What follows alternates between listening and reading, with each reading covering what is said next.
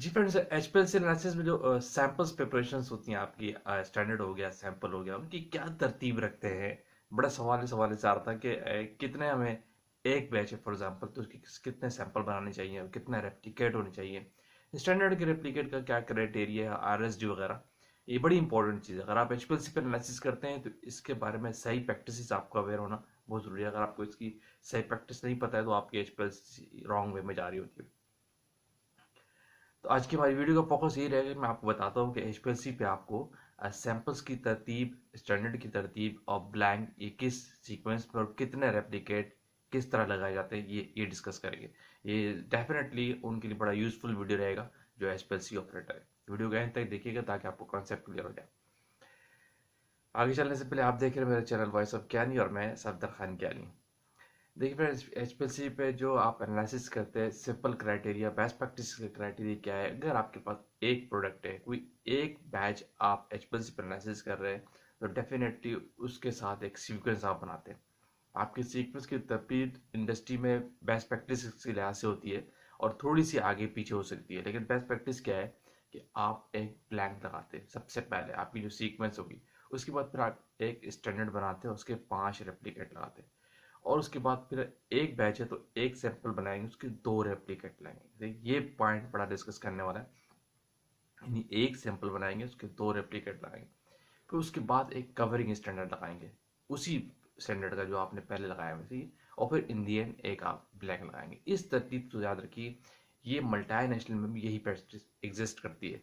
और as you know कि multinational के अंदर जो प्रैक्टिस है वो बेस्ट प्रैक्टिस काउंट होती है। उनके पास फॉरेन से पेरेंट कंपनी की तरफ से उनके पास गाइडलाइन आ रही होती है। उनके अपने स्टैंडर्ड भी मेंटेन होते हैं, ऑल्दो वो यूएसपीपीपी को फॉलो कर रहे होते हैं।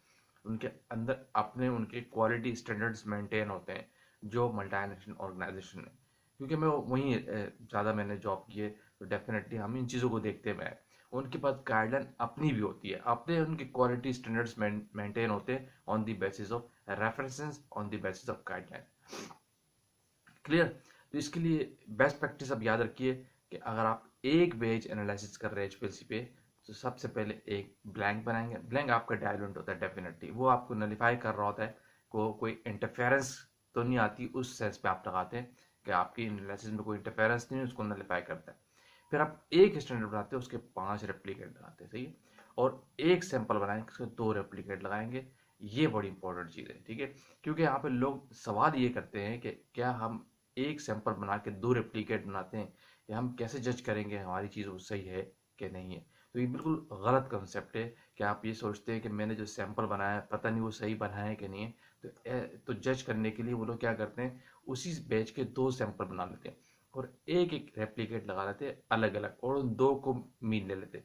ये मेरी वर्स और गलत प्रैक्टिस है, ये एक्सेप्टेबल नहीं है। हमेशा एक स्टैंडर्ड लगाया जाता है और उसके 2 रेप्लिकेट लगाए जाते हैं। ये प्रैक्टिस बिल्कुल गलत है कि एक पेज के 2 अलग अलग सैंपल बना लिए जाए और उनका एक एक रेप्लिकेट लगा के उनका मीन ले लिया जाए।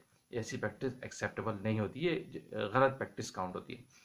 क्योंकि ये जो डाउटफुल क्वेश्चन है कि भाई हमारा सैंपल ठीक बना है कि नहीं है, तो उसके लिए ये वाला क्राइटेरिया ठीक नहीं होता कि उसके 2 सैंपल बना दीजिए। इस चीज़ को अगर आपने चेक करना है, अव्वल तो ये डाउट होना नहीं चाहिए, आपके लोग ट्रेन है, आपके एनालिसिस ट्रेन है। लेकिन अगर इस चीज़ को कंफर्म करना है, अगर आप डाउट है कि सैंपल मेरा ठीक बना है नहीं बना है, तो उसके लिए कंट्रोल सैंपल लगाया जाता है, ठीक है। ये प्रैक्टिस काउंट होती है इंडस्ट्री के अंदर। यानी आप एक अप्रूव सोर्स, अप्रूव सैंपल जो आप पास कर चुके, इससे पहले पास हो चुका है, उस सैंपल को उसके साथ बना के लगा दे एज अ कंट्रोल प्रैक्टिस। ये प्रैक्टिस होती है किसी अगर चीज़ पे आपको डाउट हो कि वो चीज़ सही है कि नहीं, तो उसके लिए कंट्रोल सैंपल बनाया जाता है उसी सेम सिनेरियो में।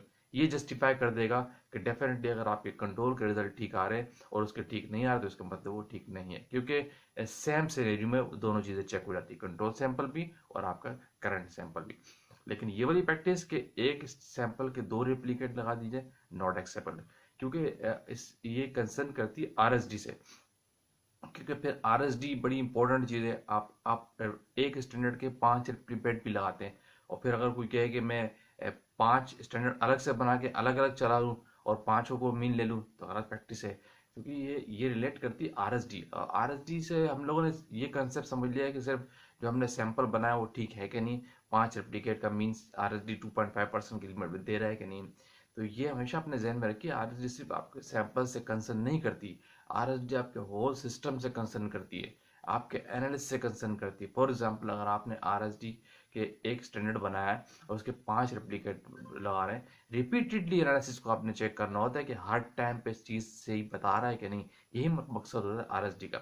मिसाल को तो आपने एक स्टैंडर्ड बनाया है, ठीक है, और आपने वो ठीक तरीके से बना दिया और उसके RSD बिल्कुल परफेक्ट है, आ रही है नहीं आ रही, बात की क्राइटेरिया आपने होमोजेनाइज सब कुछ सही किया, लेकिन आपका जो इंजेक्शन है, सिरिंज है, वो भी माइक्रोलीटर अगर ठीक नहीं ले रहा, एक रेप्लिकेट माइक्रोलीटर कुछ और ले रहा है और दूसरे रेप्लिकेट माइक्रोलीटर वेरिएशन आ रहा है, तो आप क्या समझते हैं आपकी RSD ठीक आएगी? नहीं आएगी, क्योंकि अगर आपके 5 स्टैंडर्ड्स में है, एक स्टैंडर्ड के 5 रेप्लिकेट में 2 रेप्लिकेट में उस माइक्रोलीटर से कम लिया और 2 में ज़्यादा ले लिया और 5वें में कुछ और ले लिया, तो सबका एरिया आउट हो जाएगा। जब आपका एरिया आउट होगा तो डेफिनेटली आपकी RSD 2% से ज़्यादा हो सकती है।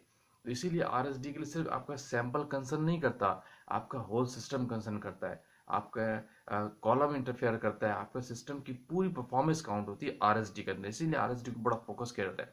फॉर एग्जाम्पल, आपने सैंपल भी ठीक बना लिया, होमोजेनाइज में मिक्स भी ठीक किया, ठीक है, और आपने इंजेक्शन पोर्ट भी आपकी सही काम कर रही है, लेकिन आपका कॉलम में इंटरफेरेंस है कि एक में पीक शेप सही आ रही है और तीसरे कॉलम में आपकी पीक शेप आउट होगी, टेल इफेक्टर आपका ज़्यादा आउट हो गया, तो वो भी RSD वो सिस्टम सुटेबिलिटी की रिपोर्ट एक्सेप्ट करेंगे? नहीं एक्सेप्ट करेंगे। इसीलिए टेलिंग फैक्टर कहाँ से कंसर्न है? ज़्यादातर आपके कॉलम से। तो ये बहुत सारी चीज़ें सिस्टम सुटेबिलिटी में बेस करती है, सिर्फ आपकी ये वाला फैक्टर नहीं है कि आपने जो सैंपल बनाया उसकी RSD चेक कर रहे थे। RSD के लिए आपका पूरा सिस्टम काउंट होता है। इसीलिए तो सैंपल के केस में भी होता है, अगर आप अलग अलग सैंपल बना लेंगे तो फिर तो उस पर भी RSD एप्लीकेबल होती है, सैंपल की भी RSD 1% से ज़्यादा नहीं होनी चाहिए। तो फिर अगर उस पर भी RSD का क्राइटेरिया अप्लाई करते हैं तो उसमें भी क्या अलग अलग सैंपल एक्सेप्टेबल है, नॉट एक्सेप्टेबल, तो उसके लिए एक सैंपल बनाते हैं, उसके 2 रेप्लिकेट लगा के उसका मीन लिया जाता है, उन 2 रेप्लिकेट की भी RSD होती है, ठीक है।